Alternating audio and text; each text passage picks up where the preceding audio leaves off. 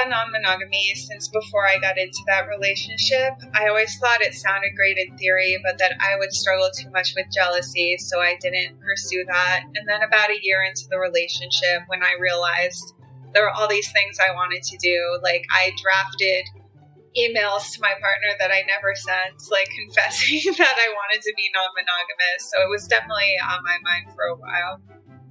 Welcome to Normalizing Non-Monogamy, the podcast where we interview incredible people from across the entire spectrum of non-monogamy to hear their fascinating stories. We strive to bring guests on the show who have a healthy approach to non-monogamy. However, it's important to remember that everyone does it a little bit differently, and the views and opinions expressed by our guests do not necessarily reflect our own. Additionally, we produce this show for entertainment purposes only. Please be aware that we aren't doctors or therapists. Consult a medical professional for anything regarding your health that you might learn about on the show. Enjoy! Well, welcome to episode 251. We're Finn and Emma, and today we have a wonderful conversation with Suzannah, who is a feminist writer, certified sex educator, and a sex and love coach. Yeah, we have a fantastic conversation, and we're so grateful to her for coming on. Actually, we found out about Suzannah because she wrote an article for the Washington Post about polyamorous people and commitment ceremonies. And so we'll put a link in the show notes to that. But we reached out and she was like, heck yeah, I want to come on. So a huge thank you to her for doing that. As Emma said, we have a great conversation about a lot of different things, but one of the things that kind of floats to the top is about going to sex parties as a solo person and the confidence and social EQ that comes from that. And also just some of the challenges around that. So yeah, it's a super powerful conversation around that topic. It's amazing. So again, thank you, Suzannah. And for anybody listening who wants to learn more about her, links to her website and all of her work are in our podcast show notes at our website, normalizingnonmonogamy.com. You can click on the podcast tab, or in your podcast player show notes, there are links that will take you directly there as well. And now, for anyone who is a subscriber to our premium feed, we will jump right into the interview. And for the rest of you who are not, we're going to tell you a little bit about what the premium feed is and a couple of community announcements, and then we'll get into the conversation. We just launched our premium feed a few weeks ago, and we're really excited about it. It's a way for you to listen to our interviews as well as any upcoming bonus content that we're going to publish without our community announcements at the front or any advertisements. So we will still be doing the community announcements at the end, so you won't miss out on all of that, but it lets you just jump right into the interview. Yeah, as Emma said, we're super excited. And the way to sign up for this is over at our website. You can click on any of the podcast show notes from recently, or in your podcast player show notes. There are direct links there as well. And the model that we've chose to do this is a pay what feels good. So it can be as little as $2 a month or $2 a year. And you get to pick the price beyond that. And so anybody who has subscribed already, a huge thank you to you, although you can't hear this because you're a subscriber. And if you're a Patreon subscriber, you get this included in your Patreon benefits. And the information on how to sign up is posted in Patreon, or you can send us a message and we will help you out with that. And as a bonus, you get to feel good by supporting your independent content creators as well. AKA us. So thank you in advance. We appreciate you. And we're excited to have new exciting content coming up soon. Beyond that, a couple of additional community announcements. First up, a huge thank you to our Patreon subscribers, the ones who haven't gone and got their premium feed, are listening to this. Thank you to all of you. We are over 250 Patreon subscribers at 250 episodes. I think that's perfect. That's amazing. Yes. And for those of you who are not familiar with our Patreon community, we have ongoing MeWe chats. We have monthly Q&As, and we have men's groups and women's groups. We would love to have you come check it out. You can find all of the information on our website, normalizingnonmonogamy.com, and click on the Patreon button. Yeah. Again, it's been a huge source of support for Emma and me, and we've made some amazing, incredible friends out of this community. Actually, in fact, this isn't really relevant, but we're going out to a burlesque show tonight. We're recording this on Saturday morning. We're going to a burlesque show with a handful of Patreon subscribers in San Francisco. And so we're super pumped about that. So that's the kind of awesome stuff you get to do if you're part of the community. And you know what? We didn't even organize it. They organized it themselves. And invited us. And we just get to tag along. So, we're super pumped for that. And so, check it out. It's a couple bucks a month and we'd love to have you. We also have virtual meet and greets that are open to anyone. You do not have to be a Patreon member for these. We would request that you are open-minded and respectful, but you're open to anyone. We would love to have you join us. We actually just had one last night, but we'll have another one in September. It'll be September 27th, and you can go onto our website and sign up. Yeah, we'd love to see you there. And when Emma says last night, she means last night when you're listening to this, not when we're recording it. And nobody really cares. I don't even know why I felt compelled to say that. It was not relevant, but it's okay. Not relevant at all. Please keep talking, Emma, so I stop talking. Another reminder that you can go to our website and find our shirts. They say "Give Love" with our logo in the middle. We are so excited about these, and you can go purchase your own. So they don't say anything about non-monogamy directly on them. It's just give love. So we hope that... Or indirectly. Or indirectly. They don't say it at all. So we hope that this encourages you and makes you feel like you can wear it anywhere you want. And we are, well, as we said, we're going to a burlesque show today, and all of us are wearing Give Love shirts. Yes. So that'll be awesome. Maybe we'll get a photo. That would be cool. All right. We'll see if we remember that. The other thing we wanted to remind you all of is stdcheck.com. That is Emma and I's favorite way to get tested for STIs. We've been using this service for years. We absolutely love it. It is fast. It is easy. It is discreet. And at about $129 exactly, about, when you use the links on our show notes, it is affordable. The links save you $10 and they help support the show financially. And so we wanted to say a huge thank you to anybody who has used the links in the past and to all of you who are going to go use the links in the future. So thank you. And thank you for being awesome sexual health advocates. We appreciate it. Links to get that discount are in your podcast player show notes or on our website under the resources tab or on the podcast show notes on our website. And all of that can be found at normalizingnonmonogamy.com. And while you're there, you can also send us an email or send us a voicemail, and we will respond to you as fast as we possibly can, usually within a day or so. Yes.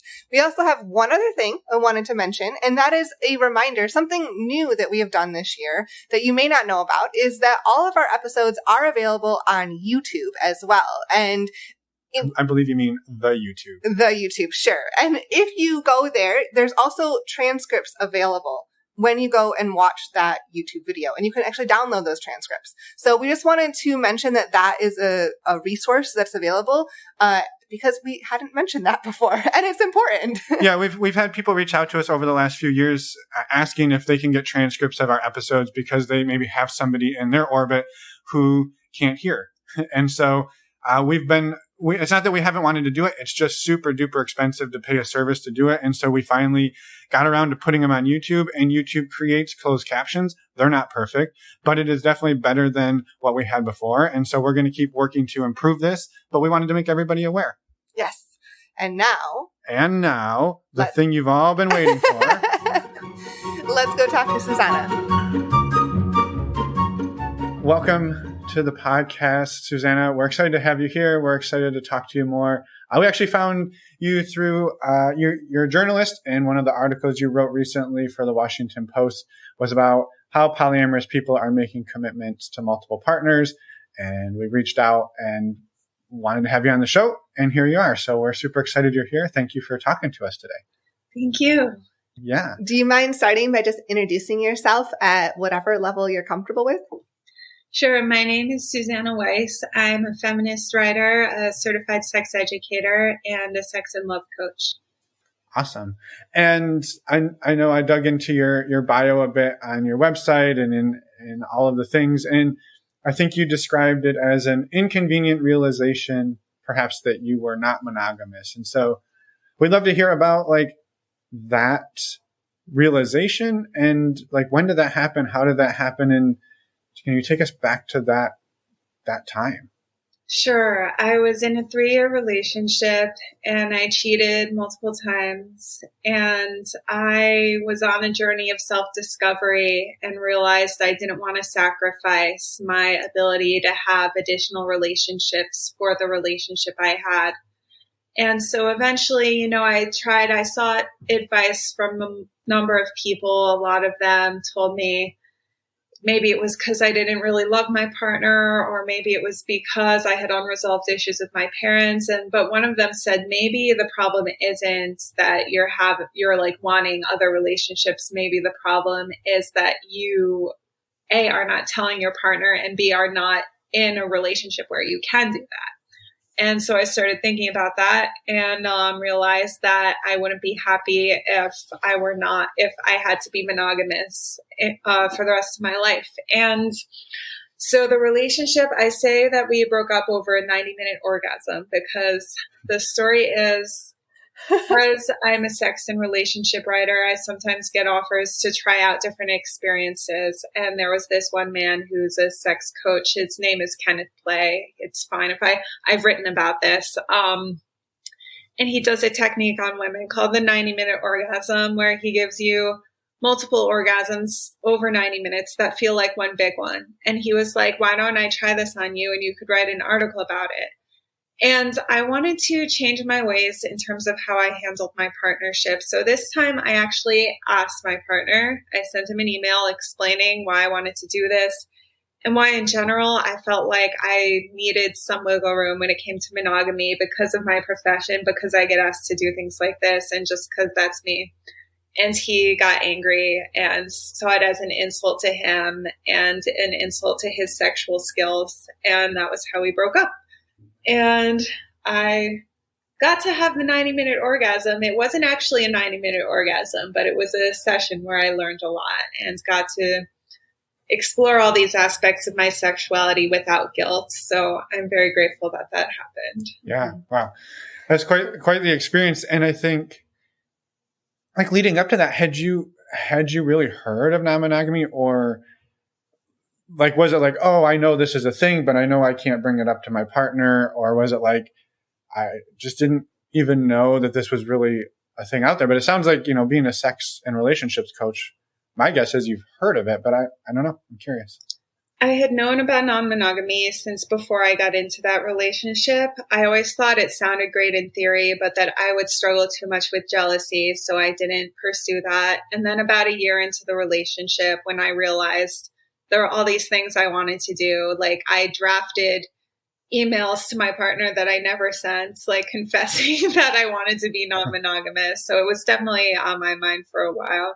Yeah. Mm-hmm. Before this relationship, this 3-year relationship, did you have any other relationships that allowed you to explore any other part of yourself? Or was this really the first one that really kind of hit home for you? I actually kind of cheated on my first boyfriend too.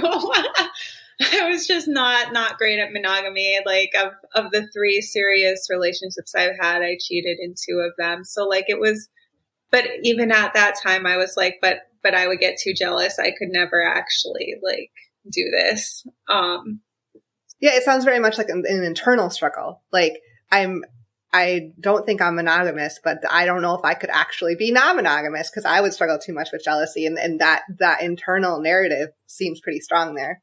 Mm-hmm. And yeah, after that relationship ended, I kind of surprised myself in that I was able to date multiple people and not really be jealous because we were all clear about what role we had in each other's lives and we were all on the same page. So there was I feel like if it were a situation where I haven't actually been in a serious relationship that was non-monogamous, so it remains to be seen how I will handle that. But I surprised myself in my ability to date multiple people who are also dating other people and be fine with it. Yeah. And this was after that 3-year relationship ended, correct? Yeah. Yeah. About how long ago was that you you ended that relationship? And then it sounds like after that relationship, you sort of were like, yeah, we're not going back to the monogamy. We're not clearly not cut out for it. I keep having infidelities and like, there's so much that I want to explore. How long ago was that? That was in 2019. So yeah, I had a few months with a lot of exploration and then there was the pandemic and that kind of slowed everything down.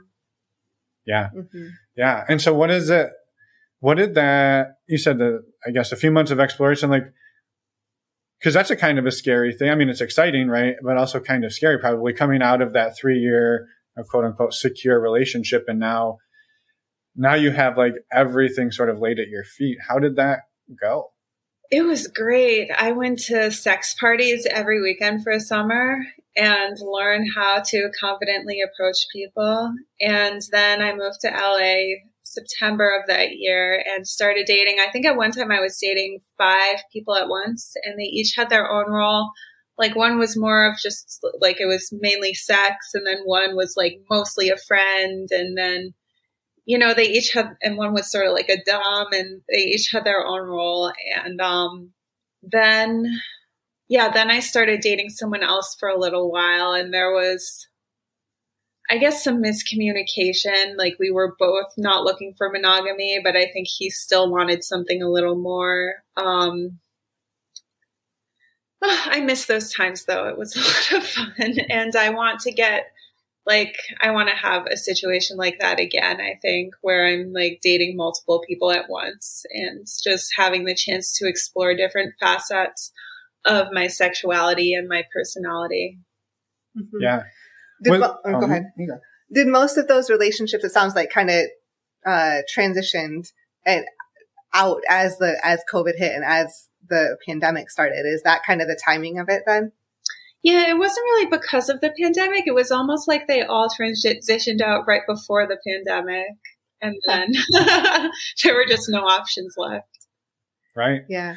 Well, and so it sounds like, but you said like you'd love to get back to that. Is that something that is like, I don't want to say on the agenda, but like, is that something that over the last couple of years you've been craving and working towards, like figuring out what is sort of like your utopia, like your personal relationship utopia? Like, is that something you've put any thought into? Yes, a lot of thought, like so much thought that it's oddly specific. My utopia is I have a husband who is also my dom, and I have a boyfriend who's like more of a switch, and where I could be both sub and dom. And the husband is my everything and my main person. And we live on the top floor of a house, and the boyfriend lives on the bottom floor. And every once in a while, I go downstairs to sleep with the boyfriend, and the husband punishes me. That's my dream. Well, I think it's important that you know what you want, and it sounds like you've got it kind of figured out. I love it. But in the short term, maybe it's dating lots of people to see if you can find those. Is that kind of, like you said, you were going to sex parties almost every weekend, and you were dating lots of people, and you were loving that piece. Like, I guess, where do you see yourself going, like from where you are today, like to the building blocks to the utopia? Oh my gosh. Yeah, it's weird because I want that, but I also don't quite feel ready for it. Like, yeah, I feel like the building blocks right now is to find a number of people who I can communicate honestly with and are on the same page as me and just help me. I've been through a lot the past few years, and I think I would just like some people to help me get back into my body and experience my sexuality again. I've dealt with some health problems, including sexual health problems and a big heartbreak. And like, so all I'm looking for is just to like feel safe in a relationship again. And like then we can worry about the husband. Yeah. No, I'm sorry to hear that. It's been a hellish couple of years. That's so hard. So I'm curious. I know that it's been a couple of years, but it sounds like the sex parties and just the adventure of dating multiple people really helped you learn more about yourself. And I was wondering if you could expand a little bit more on that time from a few years ago and kind of what you learned from that time and maybe even challenges you encountered too. Until I was 25, I had never had an orgasm with a partner. And it was that, like, my first orgasms with a partner were with that 3-year boyfriend. And after that, I was afraid that he was the only one who could do it. So it was almost a journey to discover my capacity to feel pleasure with different partners. And it was, delightful realizing I could orgasm with everyone and express myself sexually with everyone and just experience new forms of pleasure. Like with one guy, like we would always use a vibrator, and then with one, like, I don't know, it was more about fingering, and it was just like different ways of learning about my body. And yeah, one of them introduced me to BDSM. And yeah, at sex parties, I think the biggest thing of that was just learning to feel confident in my desirability and being surprised by like who I could approach and get a yes from. And that instilled a lot of confidence in me. Yeah. Well, I think that's such a huge, I don't know, like it's, as an introvert myself, like approaching people anywhere is a challenge, but like, well, let's go approach somebody at a sex party and see how that goes. Right. And so we've been to a fair amount ourselves. And like I think one of the things that I have to push out of my own mindset is just because you're talking to somebody doesn't mean that something has to happen or even that there's interest. It could just be like, hey, you look like a nice person. Let's have a conversation and just be humans who are kind to each other. And so like, I just think that's like such a huge skill to like develop, and then to develop it in that environment, I think is pretty impressive. So yeah, I don't know how did you, like, what did that process look like for you? Like building that, like even just going to your first sex party by yourself, like that's kind of a big thing to do. I left my first few sex parties feeling really rejected. I remember going up to people and them not wanting to play for various reasons. And I think in my third, I met someone who actually we didn't play, but we went on a date a little bit later. So I got a little more confident. And then it was my fourth sex party. There was this guy who I thought looked like Chris Evans, who's my celebrity crush. And I like had my eye on him the whole time, but didn't think he would play with me. So I was like asking other people to play who I didn't even really want to play with and getting rejected by them and like feeling all sullen. And then, what happened exactly? Another guy asked me to play, then introduced me to the Chris Evans guy, who we'll just call Chris because I don't want to give away names. And then he was like, oh, does this beautiful lady want to play with us? And I was like, what? Like, and then I realized like people were much more gentle on me than I was on myself. Like he was thinking of me as a beautiful lady. And I was just like, oh, and then we started talking. And then I asked him to go to the playroom and he said yes. And that was this big realization. Like they were all a family, and the people who had like not wanted to play with me, it wasn't because they were judging me. It was because like they either were there with their partner or they weren't in the mood to play at all, or they just, I don't know, weren't comfortable for whatever reason. And it was just like, oh, we're all a family. People here aren't like evaluating me the way that I'm evaluating myself. And the more I think I projected confidence and was less awkward, the more like I got yeses from people. Mm-hmm. Yeah.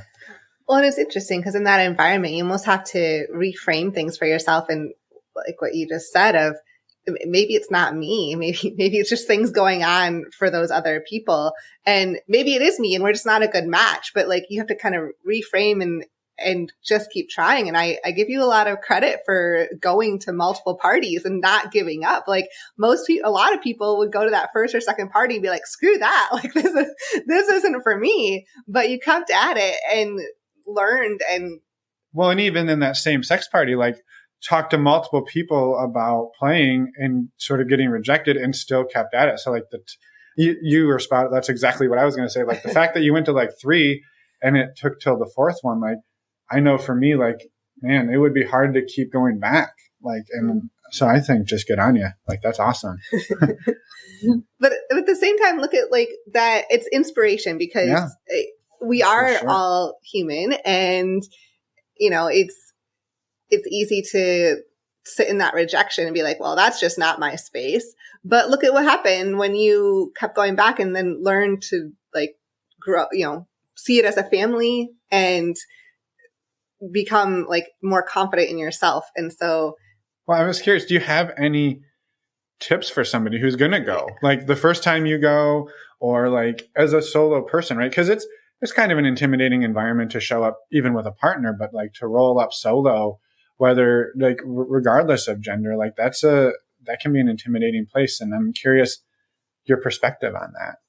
My advice would be to come looking to make friends and talk to interesting people, but not to expect something to happen sexually or romantically, because even if there are people there who are interested in you, you may not be interested in them and vice versa. And it's just, you don't want to force yourself to do something you're not totally into just because it's a sex party and you feel like you should. Just like accept the fact that maybe you will just make friends and that is a great outcome as well, because you'll learn really interesting things by learning their perspective on sexuality and just observing people. Yeah. I love that. And I'm curious, as like a solo female showing up to that space, we've actually heard from people in previous episodes around this, but like, I think there's such a stigma or a quick jump to like, oh, it's unsafe. Like, how could you ever go to a sex party as a solo female? And I know we're playing into all sorts of stereotypes there, but I am curious, like, what was your perspective on that, and how, like, obviously if you go almost every weekend, it couldn't have been that unsafe. So I'm curious, like, how was that? There are some clubs that make a point to be feminist and sex positive and consent forward and have a good reporting policy for creepers. Even at those clubs, I've had to report people for various things.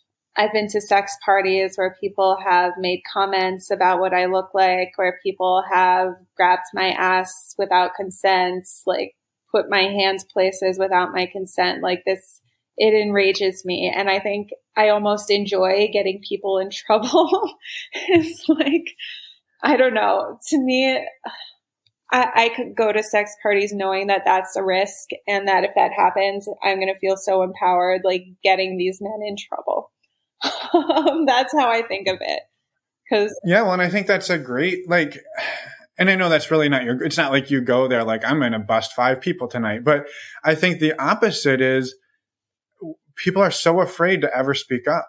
And I think that's part of why this can happen, right? It's, oh, well, I can grab her ass and she's never going to turn me in. And it's like, no, this is your last time at the club now, right? Or it should be. And so I think the opposite of what you're saying is the just complacency and silence. And that's where this behavior gets like bred and reinforced. So I think good. Yeah, I love it. You know, so this was all, I'm trying to paint a timeline. So this was all in 2019 timeframe ish, correct? Like when you went to these clubs and had all those experiences. I've been to sex parties since then. Okay. So it continued. Awesome. Despite COVID and all of everything that's happened with that too.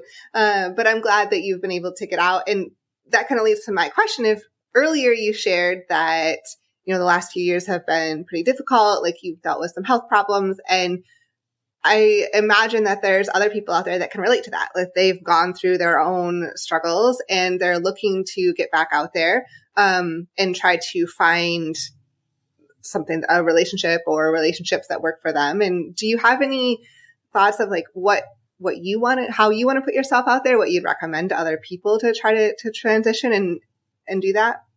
I'd say the same thing as what I said about sex parties, not to force anything, to understand that, like, if you're having trouble finding relationships right now, it's not your fault. You know, it's the time that we're in, and it may be the stage in your life that you're in, that maybe it's time to be single and learn some things before you get into your next relationship. So don't like beat yourself up over not being in a relationship, and also don't settle for somebody who just so you could have someone. Just like be okay spending time by yourself, understand that it's not forever, and then you will you know, once you are ready, then the right person or people will come in, and you'll be in a good place to be with them, because you'll have like done that work on yourself and learned to sort of maybe examine the need that you felt to be with other people, and learned how to supply those needs yourself. Mm-hmm. Yeah. I'm curious too, back at the sort of the outset, coming out of the relationship, the 3-year relationship, when you kind of identified, like, I have all these things I want to experience, I don't probably want to be in a monogamous relationship again. Did you kind of have an idea of what you wanted that to look like at that point? Like, was it, I want to be like more casual with a bunch of different partners, or I'm thinking polyamory with like a sort of an anchor partner and some, you know, some satellites off of that? Or like, I guess, how did you approach that sort of jumping off point? So at the time, it wasn't even about like wanting to hook up with other people. It was about wanting to do things like sexological body work. Like I was seeing people called sexological body workers who are like hands-on healers who will like touch you, but for you to learn about your sexuality. I was doing a practice called orgasmic meditation, which I don't endorse the company that spread this practice. I don't know if you know this story, but there's a company called One Taste that spreads this practice called orgasmic meditation, where a man strokes the upper left quadrant of a woman's clitoris for 13 minutes. And it's like a meditative practice. You don't hook up, you just do that. And it's like a consciousness exercise where you supposedly reach meditative states. And yeah, that company has done some corrupt things, but that practice itself I was getting into, and doing things like I told you, like that coach, like it was really just stuff like that I wanted to be able to do, like for work largely. And so after I got out of that relationship, I trained as a sexological body worker and, threw myself into orgasmic meditation. And I think what I had in mind was, I don't know how much to share. I had actually like had this weird feeling like I was about to meet my soulmate. And so I was like, I am going to just enjoy playing around right now because I know my soulmate's coming anyway. So I know like one day that person will like become my primary partner. So for now, I'm just gonna like have fun with a bunch of people. Yeah. I love it. Just sort of like let's throw myself into the exploration and see what comes out. And I guess through that experience, like what were some of the big takeaways? Because I know you touched on it a few minutes ago about like you hadn't been able to have an orgasm other than with yourself, and you kind of discovered that and have discovered since that like that's possible. But like, were there other either sexual or just interpersonal like realizations and developments that came through this sort of like deep dive into all things like sexual, relationship, love? I learned how to figure out what people's place in my life is and how to truly honor and respect that particular connection and not try to mold it into something else. Like, we usually group everything together. We think someone should be our sexual partner, our romantic partner, our best friend. And what I found was like, some people are more like romantic partners who you occasionally have sex with, and some people are more like sexual partners who you occasionally hang out with, and some people are more like friends who you occasionally cuddle with. And there's this whole spectrum of relationships. And like I feel like non-monogamy really allowed me to just like sit and focus on the other person and me and our connection and not try to fit it into a script, because I could fill different needs with different people. So I didn't have to make any one person fill everything. So with each connection, it was just like, what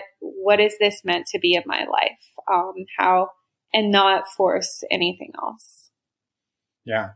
That's such a huge realization and can be a big challenge, right? Especially if you come from the monogamous mindset that like your partner is everything or should be everything, and to realize that like, is that possible? Perhaps, but like it's a pretty tall order to place on somebody and to place on yourself for somebody else. So that's a huge one. So thank you for sharing. Along those same lines, I think is where did maybe kink or BDSM or power exchange come into play for you? Because you said part of your utopia is your husband Dom and you two live above your switch boyfriend. So where did your sort of exposure and interest come into play for kink?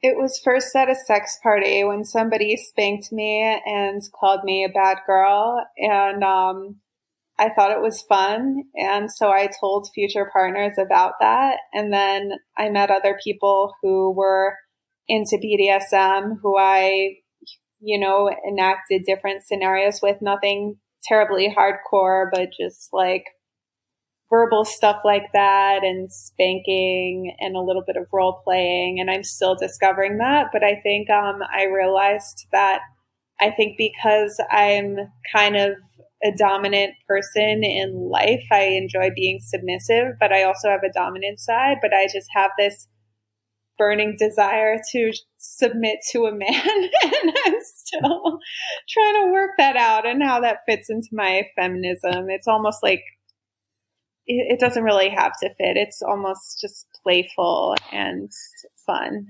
Yeah. Sorry, I want to just comment, like, as a feminist and the work that you do, I'm sure it's hard. You're like, how could I have this desire to submit to a man when, hey, like, I'm this confident, dominant woman? And I don't know. That makes sense. So that kind of internal struggle and looking at it like play is likely like a good way to do that. I know. I imagine it'll just be an ongoing joke, like between me and my husband. Like he'll just tease me, like, "Oh, you're just a little slut inside."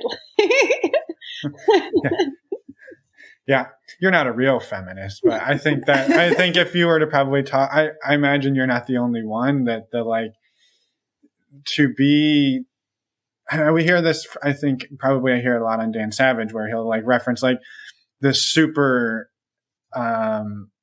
A-type personality, bold businessman, CEO, and then in his spare time goes home and has a dominatrix, right? Because like doesn't want that power in his personal life. And it's not that you want to give up all of your power, but like it's a play. It allows you to explore other aspects of who you are in a safe, consensual, controlled environment. And I think there's a lot to that. So yeah. Mm-hmm. Mm-hmm. Love it. How open in your life are you about your relationship structure, like with your family and friends, and what you're interested in there, and how have those conversations gone?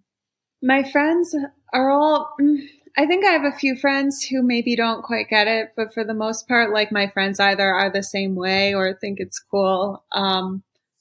But I haven't actually told my family. I feel like my parents would find it weird, and I don't want to have that conversation unless I really need to, which will probably be if I'm actually have like a serious relationship that's non-monogamous, then it'll probably come up. But otherwise, I don't want to bother them. Like, I don't want to have to deal with that conversation if it's not necessary. Although I am presenting at a conference in the summer about unlearning toxic monogamy, and I haven't told my parents what I'm presenting on. They just know I'm presenting at a conference. So that's like in the back of my mind, like maybe I do need to talk to them about it.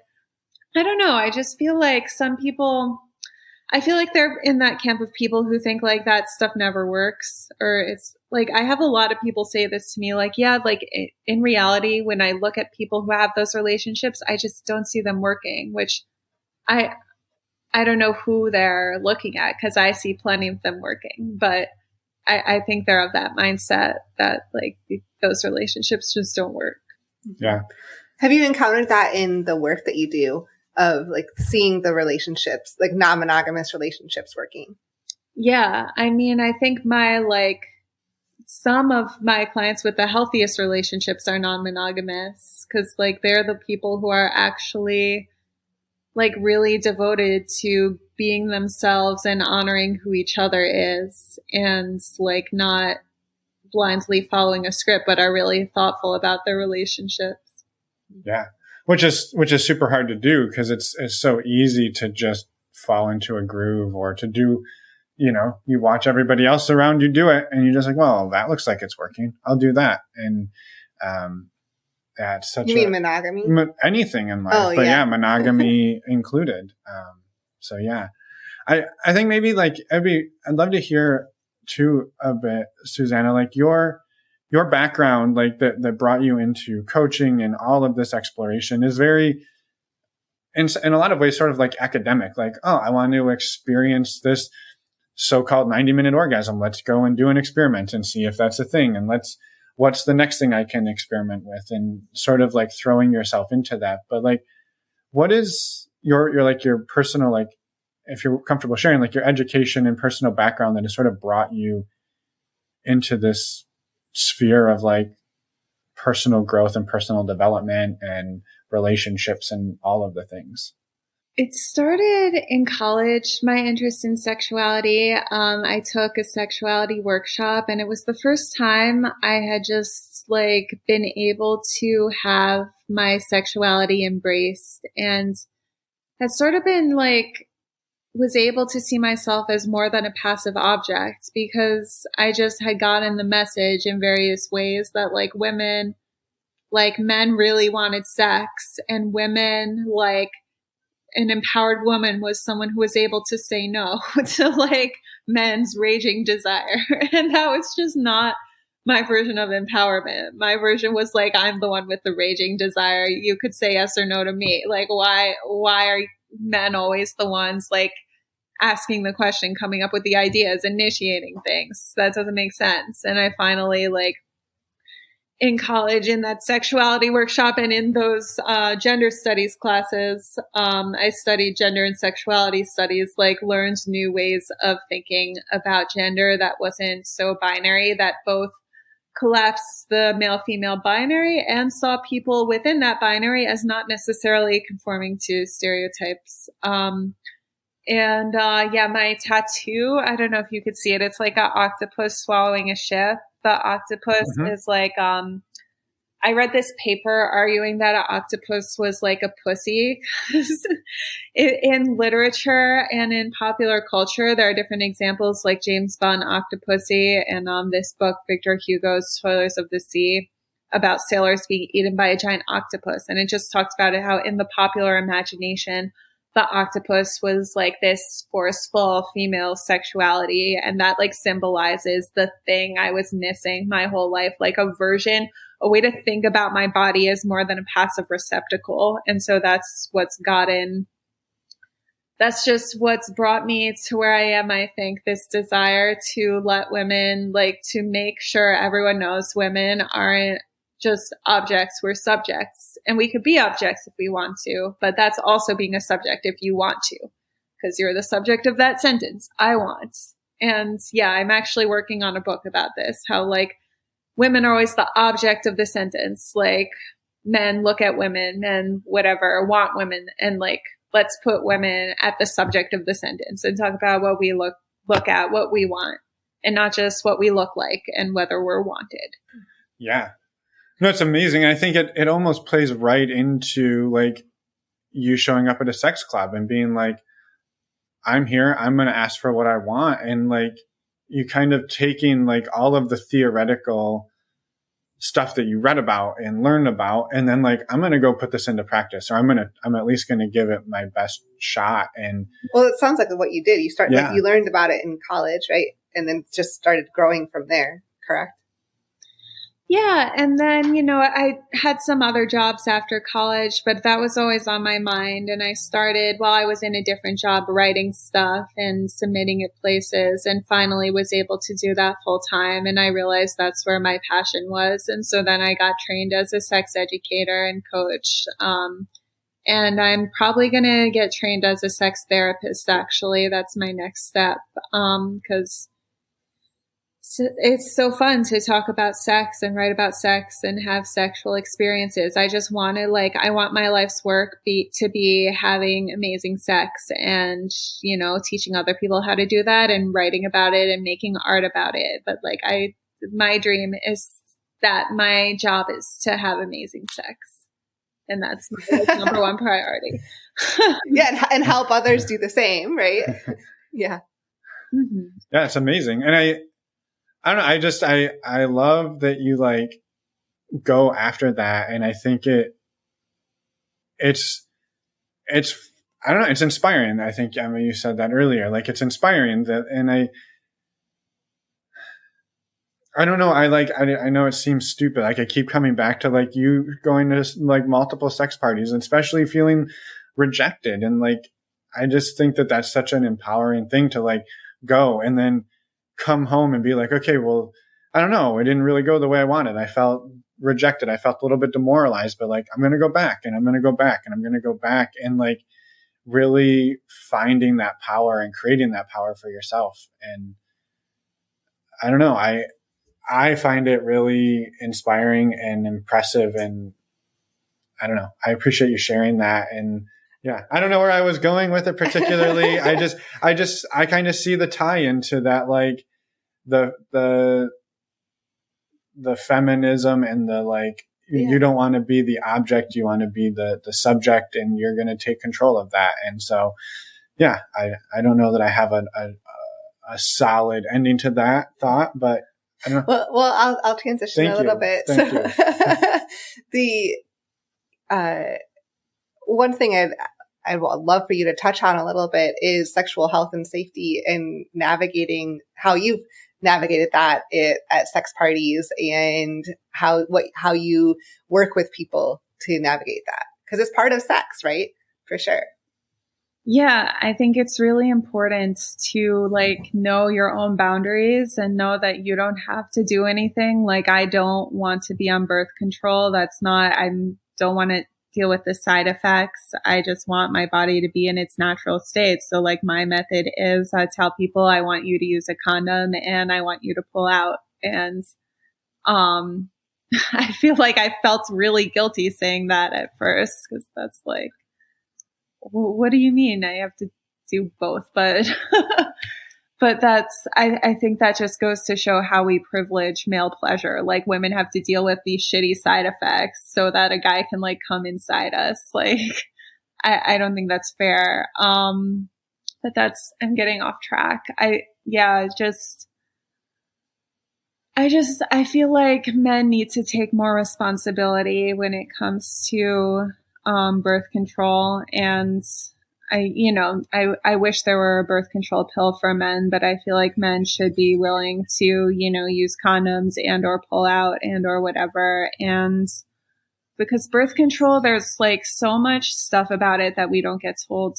Like, a lot of women experience pain during sex from being on birth control, things like problems with arousal or orgasm, or even bladder pain, like scary stuff. And I have strong opinions about that. But anyway, regardless of your method, it's important to have conversations with people and just like let them know straight up what your boundaries are. And like, if the person really wants to have sex with you, they're probably not gonna not have sex with you because you like have certain boundaries. So like, well, and I think what you touched on right at the beginning is a great thing to share, is like and we've had other friends who have said, yeah, they always have like a two-step method to prevent particularly pregnancy. So if it's like maybe the guy has had a vasectomy and wears a condom, okay, then you are now okay to come inside me. But if not, you're pulling out and you're wearing a condom. And if you don't like that, then like go have sex with somebody else. And like, being able to lean into that and hold those boundaries is so empowering and powerful and important. So yeah, I think it's spot on. Yeah. And like, yeah, just people shouldn't be afraid to talk about that stuff and to talk about STIs, because a lot of people have them. And, I hope we can live in a world where somebody can just say, I have herpes. Here's what I do to prevent it. If you want, I could just focus on pleasing you. Like, here's like the chances of spreading it if we, have intercourse versus oral sex, and just like have that out on the table, because it's like so many people who have STIs. Yeah. Yeah. It's normalizing it, right? Like, that's part of having those conversations, and not trying to not make it a shameful thing, because again, we're all human, and it's helpful. I think the more we can talk about it, the more people are comfortable talking about it. So we have to lead by example. Exactly. I know we've touched on a lot of different things, and I really appreciate that. And I think one thing that like I would love to hear is sort of for you, what is it that keeps you sort of coming back and interested in non-monogamy or in sort of alternative relationship styles? And I think I could probably piece it together based on a lot of what we've talked about, but I'm curious if you could sort of maybe just sum it up for us, because I think there's been so much you've shared that's been a positive impact on your life, that just to hear a few final thoughts on that from you, and then talking a bit about your work and your writing and where people can find you and your coaching and all of the amazing stuff that you're doing. Yeah, I think what my commitment to non-monogamy comes from a commitment to simply not having rules on a relationship, or maybe even non-monogamous relationships have rules, but I would like to be in a situation where those rules are coming from each person, not external, and where they can be renegotiated. And what I said earlier about just honoring whatever the connection is with each person. Like, how do you know that if you get married, that you're not going to have a connection with someone else that calls on being explored? I want to be able to honor every connection I have in the moment. And that means I don't know who I'm going to be to someone else. I want the connection to show up and be seen, and for me to follow that natural flow of things rather than imposing an external structure on it. And I hope that it can also just be a way of being playful. Like the vision I have of like a husband punishing me for having sex with the guy on the side is just a way of like making light of some of these things that are so heavy, like jealousy, like this, sort of trope of unfaithfulness or competition. It's just a way of making light of some of that stuff and just not getting so serious about everything.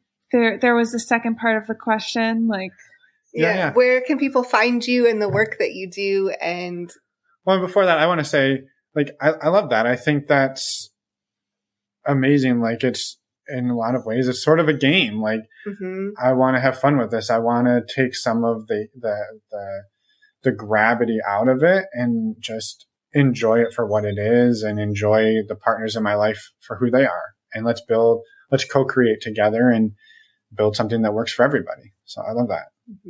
Yeah. And then, yeah, I do too. I thought you were going to continue there. But we'd love for you to just plug your work. Where can people find you? What can people expect when they work with you? That type of thing. Sure. Let's see. So you can find me on Twitter, Suzannah Weiss. Do you need me to spell that, or will it be right? Nope. Links will be in the show notes. Yeah. Instagram is the reverse Weiss Suzannah. My website is SuzannahWeiss.com. I offer one-on-one coaching where we talk on the phone regularly about whatever your sex or relationship problems are. And I also teach some courses. I have a course specifically for men who sleep with women coming up starting in August, pleasing and empowering women in the bedroom. I'm doing a course for women right now called Living Life Orgasmically, and we'll probably do that again next year. And I also have a free course available on my website called The Orgasm Cure for people with vulvas who have trouble with orgasms or want to improve their orgasms. So yeah, that's like a snapshot of different things I offer. Yeah. And thank you. And the training that you've received, you said like next up is, sex therapy. But what has the training up to this point looked like for you to sort of dive into all of these different modalities of work?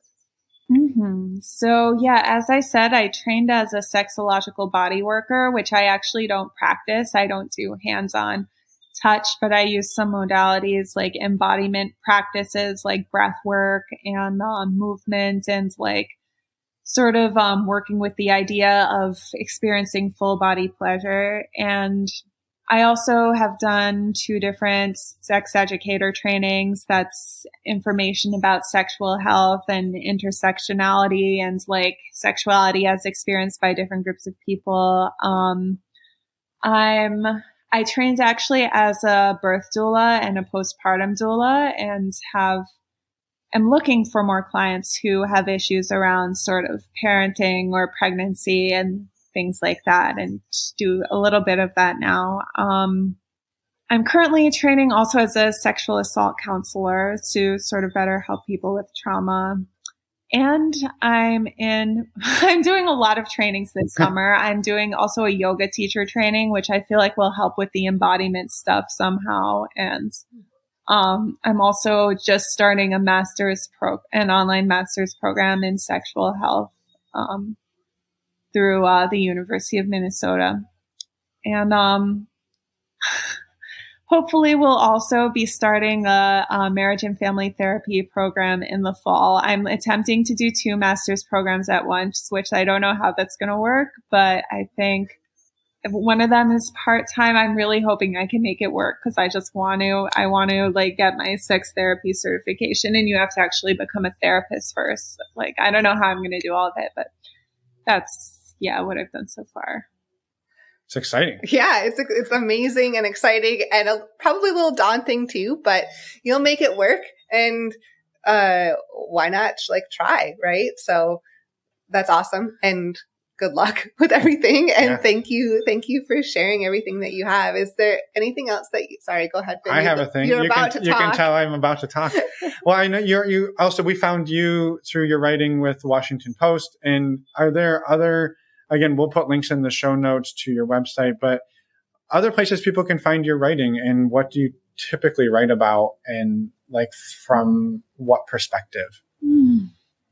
Yeah, I've written for the New York Times, the Washington Post, New York Magazine. These days I write a lot for Glamour and Men's Health, somewhat for Vice still. I've written for Teen Vogue and a whole bunch of places you can find on my website. I think a lot of what I write about is around sexual empowerment from different angles, and sexual health, and just looking at underrepresented groups of people and how they experience sexuality, and particularly women's sexual empowerment.